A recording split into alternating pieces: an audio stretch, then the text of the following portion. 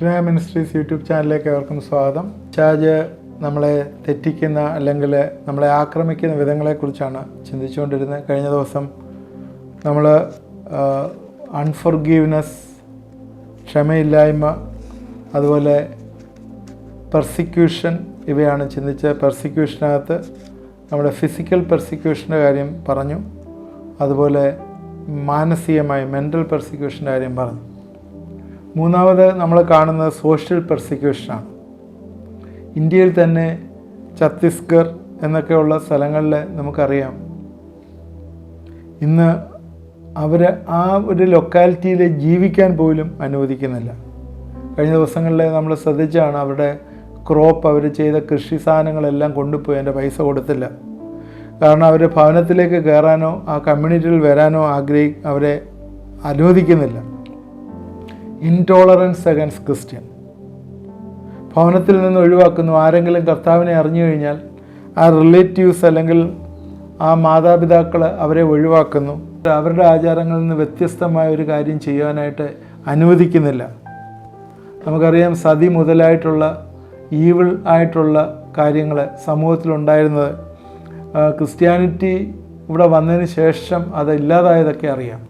കാരണം ഭർത്താവ് മരിച്ചു കഴിഞ്ഞാൽ ഭാര്യ ചിതയിൽ ചാടി മരിക്കണം എന്നുള്ള കാര്യങ്ങളൊക്കെ മിഷണറി ഇൻവോൾവ്മെൻറ്റിന് ശേഷമാണ് ഇവിടെ ഇതെല്ലാം വന്നതെന്നറിയാം.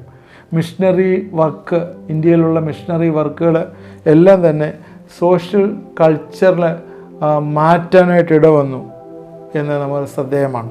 എന്നാൽ ഇങ്ങനെയുള്ള അനാചാരങ്ങൾ ഇതിൽ നിന്നൊക്കെ തുടച്ചു നീക്കപ്പെടുമ്പോൾ, ദൈവത്തിനോടൊന്ന് വെളിച്ചം കൊടുക്കുമ്പോൾ, ഇത് അവരെ ഒറ്റപ്പെടുത്തുന്ന അല്ലെങ്കിൽ ആ കമ്മ്യൂണിറ്റിയിൽ തന്നെ ഒറ്റപ്പെടുത്തുന്ന അത് കാര്യം ഇവിടെ കാണുന്നു.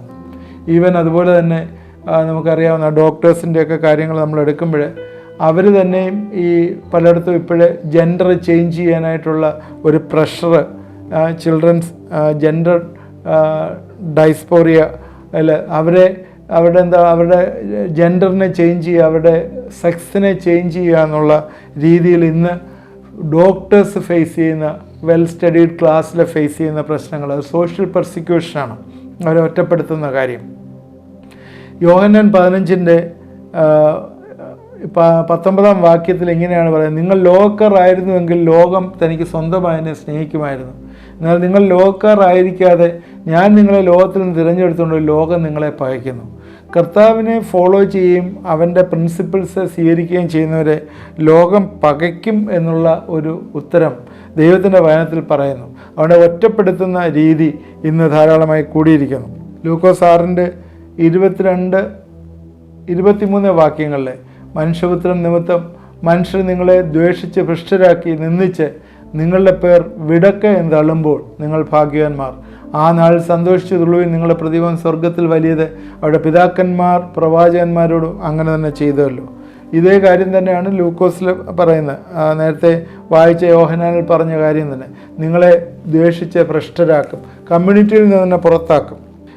നേരത്തെ കഴിഞ്ഞ എപ്പിസോഡിൽ ഞാൻ സംസാരിച്ചാണ്, വെസ്റ്റേൺ കൾച്ചറിലെ ക്രിസ്ത്യൻ പ്രിൻസിപ്പിൾ അല്ലെങ്കിൽ ബിബ്ലിക്കൽ പ്രിൻസിപ്പിൾ അനുസരിച്ച് ജീവിക്കുന്നവർ കുറവാണ്. കാരണം അവരൊരു റൂട്ടീൻ പോലെയാണ് ക്രിസ്തീയ ജീവിതം. ഈ രീതി ഇന്ന് ഇന്ത്യയിലും കൂടി വരുന്നു. എന്നുവെച്ചാൽ only mouth Christian, not heart Christian. ഹൃദയത്തിലുള്ള രൂപാന്തരമൊന്നുമില്ല, വാക്കിനാൽ മാത്രം. കാരണം പുതിയ ശാസ്ത്രീയ കൾച്ചറൽ, സയൻറ്റിഫിക്, കൾച്ചറൽ, സോഷ്യൽ ഇൻട്രാക്ഷനിലൊക്കെ ക്രിസ്തീയ ജീവിതത്തിന് വലിയ പ്രാധാന്യമൊന്നും കൊടുക്കുന്നില്ല. എന്താ, ട്രഡീഷണൽ കൾച്ചേഴ്സ്, ട്രഡീഷണലായിട്ടുള്ള റിച്വൽസ് മാത്രം മതി. അതിനകത്ത് ആർക്കും യാതൊരു പ്രോബ്ലം ഇല്ല. നമുക്ക് ശ്രദ്ധിച്ചാൽ അറിയാം, ട്രഡീഷണലായിട്ടുള്ള റിച്വൽസ് അത് മതി. അല്ല, അപ്പുറമായിട്ട് ഹൃദയത്തെ രൂപാന്തരപ്പെടുത്തുന്ന ഒരു കാര്യം ഇന്ന് ആർക്കും വേണ്ട. അതുകൊണ്ട് എന്താണ് സംഭവിക്കുന്നത്? ഇന്ന് ഈ സോഷ്യലൈസേഷൻ ഓഫ് ക്രിസ്ത്യാനിറ്റി കൂടിക്കഴിഞ്ഞിട്ട് ഇന്ന് ആ രീതിയിൽ പോകാത്തവരെല്ലാം പെർസിക്യൂട്ട് ചെയ്യുന്ന ഒരനുഭവം നമുക്കറിയാം. എംപ്ലോയീസ് പോലും ഇന്ത്യയിലെ സോഷ്യൽ മീഡിയ വാച്ച് ചെയ്യുകയാണ്. ഏതെങ്കിലും ഒരു ബിലീഫ്, ഏതെങ്കിലും ഒരു കാര്യം ആ സോഷ്യൽ മീഡിയയിൽ പറഞ്ഞു കഴിഞ്ഞാൽ, അല്ലെങ്കിൽ ക്രിസ്ത്യാനിറ്റിയെ പ്രൊപ്പഗേറ്റ് ചെയ്യാനുള്ളൊരു കാര്യം സോഷ്യൽ മീഡിയയിൽ പറഞ്ഞാൽ പോലും തന്നെ അതിനെതിരായിട്ട്, ഇപ്പം ഒരു എംപ്ലോയറുടെ കീഴിലാണെങ്കിൽ അവനത് സംസാരിച്ചാൽ പോലും ഹീ വിൽ ബി പണിഷബിൾ എന്ന് നമ്മൾ കാണുന്നു. അതിനുള്ള സ്വാതന്ത്ര്യം വരെയും കുറഞ്ഞുകൊണ്ടേയിരിക്കുന്നു എന്ന് കാണുന്നു. അതുകൊണ്ട് എല്ലാ എംപ്ലോയീസിനെ വാച്ച് ചെയ്യാണ് അവരുള്ള സ്വാതന്ത്ര്യം. അതിനുള്ള സോഷ്യൽ പെർസിക്യൂഷൻ ഇന്ന് നിലനിൽക്കുന്നു എന്ന് നമ്മൾ മറന്നു പോകരുത്. Devil is working all over to bring down Christianity from its principle. ഇന്ന് പിശാച് ആ പ്രിൻസിപ്പിളിൽ നിന്ന് ജനത്തെ മുഴുവൻ തെറ്റിച്ചു കൊണ്ടുപോകുന്നതായിട്ട് കാണുന്നു. സങ്കീർത്തനക്കാരൻ ദാവീദ് സങ്കീർത്തനം 27:10 പറയുന്നത് ഇങ്ങനെയാണ്: എൻ്റെ അപ്പനും അമ്മയും എന്നെ ഉപേക്ഷിച്ചിരിക്കുന്നു, എങ്കിലും യഹോവ എന്നെ ചേർത്തുകൊള്ളും. എല്ലാവരും ഉപേക്ഷിക്കും. എന്നുവെച്ചാൽ ആ സോഷ്യൽ കൾച്ചറിൽ നിന്ന് നിങ്ങളെല്ലാം ഔട്ട്കാസ്റ്റ് ചെയ്യപ്പെടും. ഒരു വലിയ പെർസിക്യൂഷനാണ്. കാരണം എന്താണ്? ഹൃദയത്തിൽ നിങ്ങൾക്ക് രൂപാന്തരം വന്നു. നിങ്ങൾ അവരുടെ ദൈവത്തെ വിളിക്കുന്നില്ല, നിങ്ങൾ കർത്താവിനെ നിങ്ങൾ വിളിച്ച് പ്രാർത്ഥിക്കുന്നു. റിച്വൽസിൽ നിങ്ങൾ പുറത്തു വന്നു. ലീഗലിസ്റ്റിക്കായിട്ടുള്ള വ്യൂസിൽ നിങ്ങൾ പുറത്തു വന്നു. അതുകൊണ്ട് നിങ്ങൾക്കൊരു സോഷ്യൽ പെർസിക്യൂഷനുണ്ട്. എന്നാൽ നിങ്ങൾ കോംപ്രമൈസ് ചെയ്തു, ഒരു കുഴപ്പമില്ല. നിങ്ങൾ കോംപ്രമൈസ് ചെയ്താൽ പിശാചിന് സന്തോഷം, ഒരു കുഴപ്പമില്ല. അതുകൊണ്ട് ഈ ദിവസങ്ങളിൽ സോഷ്യൽ പെർസിക്യൂഷന് ഉണ്ട്, അത് പിശാച് കൊണ്ടുവരുന്നതാണെന്ന് നമ്മൾ മനസ്സിലാക്കുക. നാലാമത്തത് സ്പിരിച്വൽ പെർസിക്യൂഷനാണ്. ആത്മീയമായിട്ടുള്ള ഒരു പീഡനം, ആത്മീയ പീഡനം. പത്രോസിൻ്റെ ജീവിതത്തിൽ പത്രോസ് കർത്താവുമായിട്ടുള്ള ബന്ധം പുറത്ത് പ്രസ്താവിപ്പാൻ അവൻ നാണിച്ചു. എപ്പോഴാണ്? കർത്താവ് ക്രൂശിലേക്ക് പോകുന്നതിന് മുമ്പ്, കർത്താവിനെ ജഡ്ജ് ചെയ്യുന്ന സമയത്ത്. അത് ഏതെങ്കിലും രീതിയിൽ താൻ പിടിക്കപ്പെട്ടാൽ കർത്താവിനോടുകൂടി ചിലപ്പം ക്രൂശിക്കപ്പെടുമോ എന്ന് ചിലപ്പം ഭയപ്പെട്ട് കാണും. അതുകൊണ്ടാണ് അവൻ 3 പ്രാവശ്യം തള്ളിപ്പറഞ്ഞത് ശ്രദ്ധിക്കുന്നു. പിശാച് സ്ഥിരമായി നമ്മളെ ഈ രീതിയിൽ അറ്റാക്ക് ചെയ്യാൻ ശ്രമിക്കും. അതവൻ്റെ സ്വഭാവമാണ്. അതുകൊണ്ട് കർത്താവിൻ്റെ വരവ് വരെയും അവൻ്റെ വരവാസന്നമായിരിക്കുന്നു എന്നറിഞ്ഞ് കൂടുതൽ പിശാച് പ്രവർത്തനത്തിനകത്ത് കൂടുതൽ ഡിലിജൻസ് കാണിച്ചുകൊണ്ടിരിക്കുകയാണ്. എന്നാൽ അവൻ കൂടുതൽ പ്രവർത്തിച്ചുകൊണ്ടിരിക്കുകയാണ്. അതുകൊണ്ട് നാം സൂക്ഷിക്കണം. നമുക്ക് ഏതെങ്കിലും ബലഹീനമായിട്ടുള്ള ഏരിയ ഉണ്ടെങ്കിൽ അതിൽ കൂടുതൽ ശ്രദ്ധ നമുക്ക് വേണം. 1 പത്രോസ് 5:8-9 വാക്യങ്ങളിൽ ഇങ്ങനെയാണ് പത്രോസ് പറയുന്നത്. പത്രോസിന് നേരത്തെ പിശാച് പീഡിപ്പിച്ചതിനാൽ പത്രോസ് എഴുതിയ ലേഖനത്തിൽ പറയുകയാണ്: നിർമ്മതരായിരിപ്പീൻ, ഉണർന്നിരിപ്പീൻ. നിങ്ങൾ സോബറായിരിക്കണം, വിജിലൻ്റ് ആയിരിക്കണം. നിങ്ങളെ പ്രതിയോഗിയായ പിശാച് അലർന്ന സിംഹം പോലെ ആരെ വിഴുങ്ങേണ്ടുന്നു എന്ന് തിരിഞ്ഞ ചുറ്റി നടക്കുന്നു. ലോകത്തിൽ നിങ്ങൾക്കുള്ള സഹോദരവർഗത്തിന് ആവക കഷ്ടപ്പാടുകൾ തന്നെ പൂർത്തിയായി വരുന്നു എന്നറിഞ്ഞ് വിശ്വാസത്തിൽ സ്ഥിരമുള്ളവരായി അവനോട് എതിർത്ത് നിൽപ്പീൻ. അവനോട് എതിർത്ത് നിൽപ്പീൻ. ആരോടാണ്? പിശാചിനോട് എതിർത്ത് നിൽക്കുക. സാത്താൻ ഇന്ന് ക്രിസ്ത്യാനികളെ പീഡിപ്പിക്കാനായിട്ട് സാത്താൻ മനുഷ്യരെ ഉപയോഗിക്കുന്നതായിട്ട് ഒരുപാടിടത്ത് കാണുന്നു. അതും വേറൊരു കാര്യം, പീഡനമാണ്. മനുഷ്യരെ അയച്ച് പീഡിപ്പിക്കുക. ഇന്ന് അനേകം പാസ്റ്റേഴ്സ് ഇന്ന് ജയിലിലാണ്. ഇന്നലെയും ഇൻസിഡൻസ് ഉണ്ടായി. കഴിഞ്ഞ ദിവസം ബീഹാറിലൊരു പാസ്റ്ററുടെ മോനെ അവനെ കെട്ടിത്തൂക്കി. ഇങ്ങനെയൊക്കെയുള്ള പീഡനങ്ങൾ ഇന്നുമുണ്ട്. യേശുവിനെ പ്രസംഗിച്ചതിന് അപ്പോസ്തലന്മാരെ അറസ്റ്റ് ചെയ്തു. അവനോട് ഇനി പ്രസംഗിക്കാൻ പാടില്ല എന്ന് പറഞ്ഞ് ഇവാഞ്ചലിസം സ്റ്റോപ്പ് ചെയ്തു. അപ്പോസ്തലപ്രവൃത്തി 4:18 ഉള്ള വാക്യങ്ങളിലെല്ലാം അത് കാണാം. ആളുകളുടെ വികാരത്തെ ഇളക്കി വിടുന്നുണ്ട്. ആളുകളുടെ വികാരത്തെ ഇളക്കി വിട്ടിട്ട് അത് ചെയ്യുന്നുണ്ട്. ഇന്നും അതുണ്ട്. യഹൂദന്മാർ സ്റ്റീഫനോട് കയർത്ത് കൊല്ലുവാൻ ശ്രമിക്കുന്നു, വെറുപ്പുണ്ടാക്കുന്നു. ഈ ക്രിസ്ത്യാനികൾ ഇന്ന് സ്നേഹം പഠിപ്പിക്കുന്നതിനാൽ അതിനോട് എതിർപ്പ്, പിശാച് ഹെയ്റ്റ്രഡ് ഉണ്ടാക്കി അതിനെ കലഹം അഴിച്ചുവിടുന്നതായിട്ട് കാണുന്നു. സാത്താൻ മനുഷ്യരെ ഉപയോഗിച്ച് ക്രിസ്ത്യാനികളെ പീഡിപ്പിക്കുന്നു. മനുഷ്യരെ ഉപയോഗിച്ച് വികാരത്തെ ഇളക്കി വിട്ട് ക്രിസ്ത്യൻസിന് എഗൻസ്റ്റായിട്ടുള്ള വികാരത്തെ ഇളക്കി വിടുന്നു. സ്റ്റീഫനെ കൊന്ന കാര്യം നമുക്കറിയാം.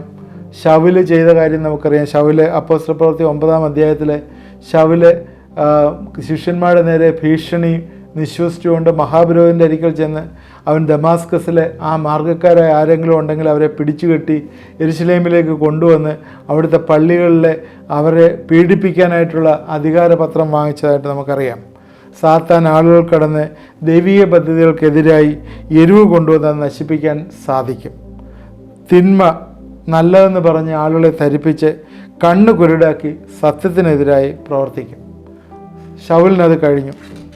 പിശാച് സഹോദരന്മാർക്കെതിരായിട്ട് അക്രമം അഴിച്ചുവിടുകയും അവരെ കൊല്ലുവാൻ വരെയും പ്രേരിപ്പിക്കും. പിശാചിന് അതിന് കഴിയും. നേരത്തെ നമ്മൾ സംസാരിച്ചാണ് അവൻ കൊലപാതകയാണ് എന്ന്. ആദിമസഭയിലെ ക്രിസ്ത്യാനികളെ കൊല്ലുകയും പീഡിപ്പിക്കുകയും ചെയ്തു. കുടുംബങ്ങളിൽ നിന്ന് അവരെ ഔട്ട്കാസ്റ്റ് ചെയ്തു. ആയിരക്കണക്കിന് ആളുകൾ തങ്ങളുടെ ജീവിതം ഹോമിച്ചതായിട്ട് നമുക്കറിയാം. 250 വർഷത്തോളം റോമൻ ഗവൺമെൻറ് ക്രിസ്ത്യാനികളെ പീഡിപ്പിച്ചു. അങ്ങനെ ആളുകൾ രണ്ട് പക്ഷമായി തിരിഞ്ഞു എന്ന് അറിയാം. വീക്കർ ഫെയ്ത്തായിട്ടുള്ളവർ ഈ യേശുവിനെ തള്ളിക്കളഞ്ഞ് മാറി. എന്നാൽ കർത്താവിന് വേണ്ടി നിന്നവരെ ജീവിതമെല്ലാം ഹോമിക്കപ്പെട്ടു. എന്നാൽ ഈ പീഡനം കഴിഞ്ഞു വന്നപ്പോഴത്തേക്ക് സഭയിലേക്ക് തിരിച്ചു വന്നു. അതിൽ അവിടെ സഭയിലെ പ്രശ്നങ്ങളുണ്ടായി. കാരണം 2 ഗ്രൂപ്പ് ഉണ്ടായി അവിടെ. കാരണം നേരത്തെ പീഡനത്തെ അതിജീവിച്ചു നിന്നവരും പീഡനത്തിനെ സപ്പോർട്ട് ചെയ്തു പോയവരും തമ്മിൽ 2 ഗ്രൂപ്പ് ഉണ്ടായി.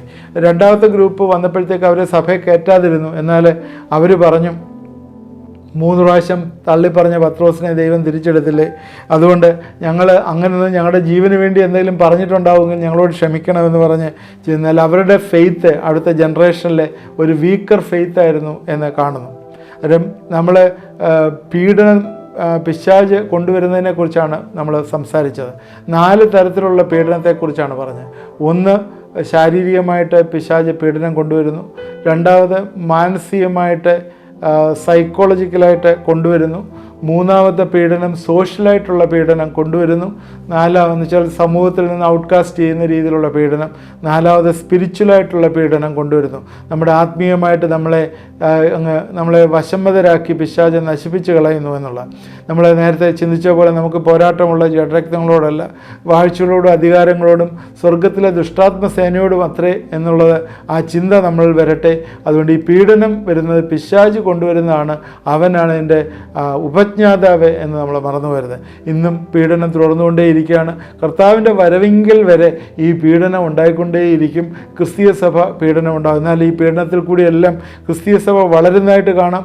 പല സമയങ്ങളിലും കർത്താവ് നമ്മളെ പ്രൊട്ടക്റ്റ് ചെയ്യുന്ന കാണാം. ഈ പീഡനങ്ങൾ പിശാചിൻ്റെ ഈ പീഡനങ്ങളിൽ നിന്നൊക്കെ കർത്താവ് പലരെയും പ്രൊട്ടക്റ്റ് ചെയ്തതായിട്ട് കാണാം. ഇതിലെ നമ്മളിപ്പോൾ ഇത്രയും പേര്, ആയിരക്കണക്കിന് ആളുകൾ അല്ലെങ്കിൽ 75 മില്യൺ ആളുകൾ ക്രിസ്ത്യാനികളെ പല യുഗങ്ങളിലായിട്ട് കൊന്നു എന്ന് പറഞ്ഞാൽ അതിന് എത്രയോ ഇരട്ടി ആളുകളെ ദൈവം പ്രൊട്ടക്റ്റ് ചെയ്തു എന്ന് നമ്മൾ മനസ്സിലാക്കുക.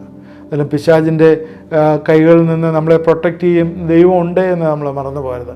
അതുകൊണ്ട് നമ്മൾ ഇനിയും അടുത്ത എപ്പിസോഡിൽ ഈ പിശാചിൻ്റെ ഈ പ്രൊട്ടക്ഷനിൽ ഇതിൻ്റെ റെസ്പോൺസ് ഏത് രീതിയിലാണ് നമ്മൾ ഇതിനോട് പ്രതികരിക്കേണ്ടത് എന്നുള്ളതിനെക്കുറിച്ച് നമ്മൾ ചിന്തിക്കും. തുടർന്ന് നമ്മൾ പിശാചിൻ്റെ ഈ ശക്തികളിൽ നിന്ന് അവൻ്റെ ഈ നമ്മളെ തെറ്റിച്ചുകൊണ്ട് പോകുന്നത് ഏത് രീതിയിൽ നമ്മളെ വിടുതൽ പ്രാപിക്കാമെന്ന് ചിന്തിക്കും. നിങ്ങൾ തുടർമാനമായിട്ട് ഇത് വാച്ച് ചെയ്യണം. എല്ലാവർക്കും ഇത് അനുഗ്രഹമാണ്. അതുപോലെ നമുക്കറിയാം ഈ സബ്ജക്റ്റുകളെക്കുറിച്ച് അധികം ആരും പഠിപ്പിക്കാറില്ല. പിശാച് ഏത് രീതിയിലാണ് നമ്മളെ തെറ്റിക്കും. ജനറലായിട്ട് നമ്മൾ ചില പ്രസംഗങ്ങൾ കേൾക്കുന്നുള്ളതല്ലാതെ പോയിൻ്റ് ബൈ പോയിൻ്റായിട്ട് ഞാൻ ഏകദേശം 20 പോയിൻ്റോളം പറഞ്ഞു പിശാച് നമ്മളെ തെറ്റിക്കുന്ന വിധങ്ങൾ ഏതൊക്കെ രീതിയിലാണെന്ന്. അന്നേരം ഇതൊക്കെ നമുക്ക് ഒരു മാർഗദർശിയാവട്ടെ. നമ്മുടെ ക്രിസ്ത്യൻ ഫെയ്ത്തിൽ ഇതൊരു വലിയ മാർഗദർശിയാവട്ടെ, നമ്മളെ മുമ്പോട്ട് നയിക്കട്ടെ. ഇത് നിങ്ങളെ കാണുന്നവർ നിങ്ങളിത് വീണ്ടും കാണുകയും അത് മനസ്സിലാക്കുകയും ചെയ്യണം. നോട്ട് എഴുതി ഈ റെഫറൻസൊക്കെ നോട്ട് എഴുതി വെച്ച് പഠിച്ചാൽ നിങ്ങൾക്കത് വലിയ പ്രയോജനം ചെയ്യും. അതുപോലെ നിങ്ങളുടെ ഫ്രണ്ട്സിന് ഇത് ഷെയർ ചെയ്ത് കൊടുക്കുകയും ഇതിൽ നിങ്ങൾ പ്രയർ റിക്വസ്റ്റ് നിങ്ങൾ അയച്ചു തന്നാൽ നിങ്ങൾക്ക് വേണ്ടി പ്രാർത്ഥിക്കും. അതുപോലെ തന്നെ ഇത് ആദ്യമായിട്ട് കാണുകയാണെങ്കിൽ എല്ലാ ദിവസവും കിട്ടാനായിട്ട് ഇത് സബ്സ്ക്രൈബ് ചെയ്താൽ നല്ലതായിരിക്കും.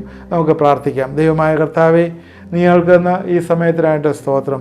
പിശാച് കർത്താവെ ഞങ്ങൾക്ക് വരുന്ന പെർസിക്യൂഷൻ്റെ കാര്യങ്ങളാണ് കഴിഞ്ഞ 2 എപ്പിസോഡുകളിലായിട്ട് ഞങ്ങൾ ചിന്തിച്ച്. പലതരമായിട്ടുള്ള പീഡനങ്ങൾ കൂടി ഞങ്ങൾ കടന്നു പോകുന്നുണ്ട് കർത്താവെ. ശാരീരികമായ പീഡനം മാത്രമല്ല, മാനസികമായിട്ടുള്ള പീഡനങ്ങളും മാത്രമല്ല, സോഷ്യലായിട്ടുള്ളതും ആത്മീയമായിട്ടുള്ളതുമായിട്ടുള്ള പീഡനങ്ങൾ കൂടി ഞങ്ങൾ കടന്നു പോകേണ്ടി വരുന്നുണ്ട്. ദൈവമേ, ഇതിനൊക്കെ ഞങ്ങൾ കർത്താവ് ഏതിൽ റെസ്പോണ്ട് ചെയ്യണം എന്ന് ഞങ്ങളെ പഠിപ്പിക്കണമേ. ഇന്ന് കർത്താവെ ഞങ്ങളെ പ്രത്യേകിച്ച് പ്രാർത്ഥിക്കുന്നു. ക്രിസ്തീയ വേല ചെയ്യുന്ന പ്രിയപ്പെട്ടവരെ ഈ ദിവസങ്ങളിൽ ഞങ്ങളെ ഏൽപ്പിച്ച് പ്രാർത്ഥിക്കുന്നു. അനേകം പ്രയാസങ്ങൾ കൂടി വടക്കേ ഇന്ത്യയിലെ വിവിധ ഭാഗങ്ങളിൽ കൂടി കടന്നു പോകുന്നല്ലോ. ഈവൻ കേരളത്തിൽ പോലും പീഡനങ്ങളുണ്ട്. മാനസികമായിട്ട് ഒറ്റപ്പെടുത്തൽ, ക്രിസ്തീയമായിട്ടുള്ള സമൂഹത്തിൽ കർത്താവെ ആ വലിയ പ്രിൻസിപ്പിളിൽ ജീവിക്കുമ്പോൾ അതിൽ നിന്ന് മാറ്റുന്നവർ, കർത്താവെ പലതരമായിട്ടുള്ള ആനുകൂല്യങ്ങൾ തടഞ്ഞു വെച്ചിരിക്കുന്നവരെ ഇവരെല്ലാം ഈ തരണത്തിൽ ഞങ്ങളെ ഏൽപ്പിച്ച് പ്രാർത്ഥിക്കുന്നു. ദൈവം നിൻ്റെ വലിയ വിടുതൽ സമാധാനം അയക്കണമേ എന്ന് പ്രാർത്ഥിക്കുന്നു.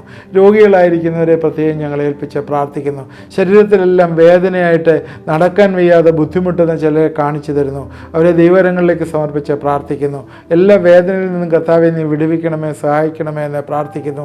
ഈ നാളിൽ ദൈവത്തിൻ്റെ ശക്തി അവരിലേക്ക് വ്യാപരിക്കട്ടെ എന്ന് പ്രാർത്ഥിക്കുന്നു. നിൻ്റെ ശക്തി കർത്താവെ കൂടുതലായിട്ട് അനുഭവിപ്പാനായിട്ട് കർത്താവെ നീ സഹായിക്കണമേ, ഇടവരുത്തണമേ എന്ന് പ്രാർത്ഥിക്കുന്നു.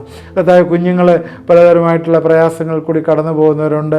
കർത്താവെ പ്രത്യേകിച്ച് അവർ പല അഡിക്ഷൻസിലായിരിക്കുന്ന ചില മാതാപിതാക്കൾ ഇത് കാണുന്നല്ലോ, അവർക്ക് വേണ്ടി പ്രാർത്ഥിക്കുന്നു. അവരെ തിരിച്ചു കൊണ്ടുവരണമേ എന്ന് പ്രാർത്ഥിക്കുന്നു. മുടിയനായ പുത്രൻ തിരിച്ചു വന്നതുപോലെ അവർ ഏത് അഡിക്ഷനിലായിരുന്നു അതിൽ നിന്ന് തിരിച്ചു കൊണ്ടുവരണം.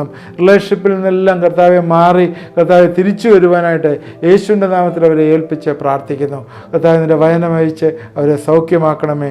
V send forth Lord your word, we send forth your word Lord. കർത്താവെ അത് അവരിൽ ചെല്ലട്ടെ, അവരിൽ ക്രിയ ചെയ്യട്ടെ, അത് വലിയ ചേഞ്ചസ് ഉണ്ടാക്കട്ടെ എന്ന് പ്രാർത്ഥിക്കുന്നു. എന്നോട് ചേർന്ന് പ്രാർത്ഥിച്ചവരെ അനുഗ്രഹിച്ചോർത്ത് സ്തോത്രം. പ്രാർത്ഥന കേട്ടോർത്ത് സ്തോത്രം. യേശു ക്രിസ്തുവിൻ്റെ നാമത്തിൽ പ്രാർത്ഥിക്കുന്നു, കേൾക്കുമാറാകണമേ. ആമേൻ.